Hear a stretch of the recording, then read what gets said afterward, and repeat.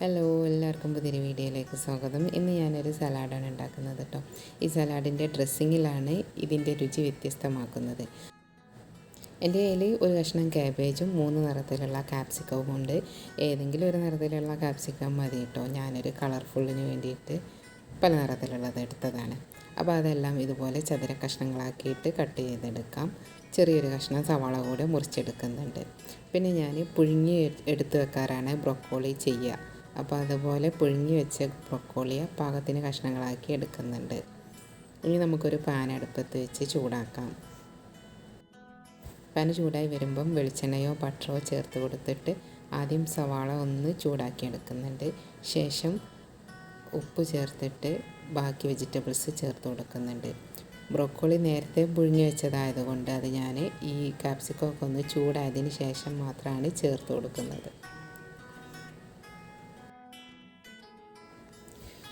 Broccoli ഒത്തിരി വെള്ളത്തിലിട്ടിട്ട് പുഴുങ്ങിയെടുത്താൽ അതിനുള്ള nutritions ലോസായി പോകും എന്നതുകൊണ്ട് ഞാൻ ആവിക്കാണ് പുഴുങ്ങിയെടുത്തത് കേട്ടോ. കുക്കറിൽ കുറച്ച് വെള്ളം ഒഴിച്ചെടുത്തിട്ട് ഒരു വിസിൽ വന്നു കഴിഞ്ഞാൽ നമുക്ക് വിസിൽ ഊരി കളഞ്ഞാൽ മതി. അപ്പോൾ പച്ചക്കറികളൊക്കെ പുഴുങ്ങിയെടുക്കാൻ കുറച്ചുകൂടെ നല്ലത് അങ്ങനെയാണ്. അപ്പോൾ ഇതൊക്കെ ഒന്ന് പാകത്തിന് ഒന്ന് വഴന്നു വന്നാൽ മതി. തീ ഓഫാക്കാം. ഡ്രസ്സിങ് തയ്യാറാക്കാൻ വേണ്ടിയിട്ട് ഒരു മിക്സി ജാറിലേക്ക് കുറച്ച് പുതിനയില, 2 പച്ചമുളക്, ഒരു ചെറിയ സ്പൂണ് ചെറിയ ജീരകം, ഒരു ചെറുനാരങ്ങയുടെ നീര് പിഴിഞ്ഞു കൊടുക്കുന്നുണ്ട്. ഇത്രയും ചേർത്ത് വെച്ചിട്ട് നമുക്കൊന്ന് അരച്ചെടുക്കണം.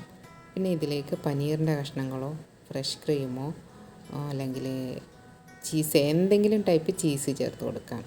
ഞാനിവിടെ ഫ്രഷ് ക്രീമാണ് ചേർത്ത് കൊടുക്കുന്നത്. ഇനി ആവശ്യത്തിന് ഒലിവ് ഓയിൽ കൂടെ ചേർത്ത് കൊടുക്കാം. ഇനി ആവശ്യത്തിനുള്ള ഉപ്പ് കൂടെ ചേർത്ത് കൊടുക്കാം. നന്നായിട്ടൊന്ന് അരച്ചെടുക്കാം.